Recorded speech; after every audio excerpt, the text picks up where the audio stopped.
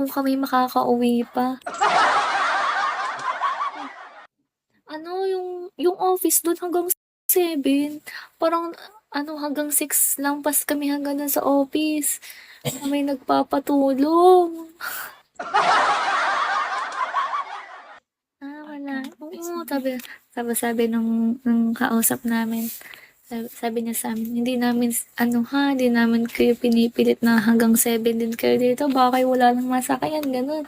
Sabi ko, "Oo nga po." Ta's umuwi na kami kahit hindi pa kami tapos sa aming ginagawa. Nakaka-stress. Sakit ng tiyan. Wala pa akong kanin ay hindi, ang una kong kain na kanin, eh, umagahan pa lang. Wala pa ulit yung kasunod. Yun nga, tinanong nga namin yun, sabi namin, "Kailan po kayo puwede?" Kasi nagwo-work din kasi siya. Tapos nakakahiya kasi naaabala namin siya. Tinanong namin ang kanyang availability.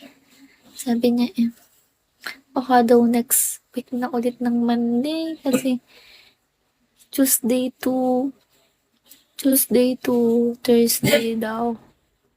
Ay, parang may ginagawa sila. Basta parang wala sa office, ganyan-ganyan. Tapos Friday, wala daw, hindi daw bukas, ganun. Availability, hindi mo kaya. Ayun, next Monday pa, pero pwede naman namin siyang makausap through email. Hirap talaga eh. ID number. Super biglaan ang lakad kanina. Wala yun sa amin. Dadalawa kami. Nung una, dapat ako lang. Sabi ko, alam mo, kayo maligaw. Wala kaming kuhanin yung Facebook ni sir. Pero, since ano naman, nasa office siya lagi. Feeling ko naman nababasa naman lagi yung aming email. Pero better po. Tapos kanina na pupunta kami doon.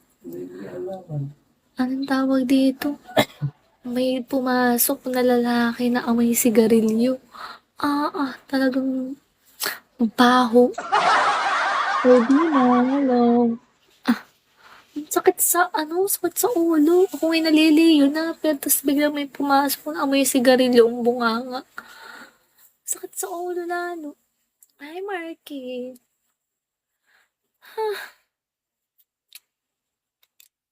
Hindi ko alam. Sana, ay, ayun.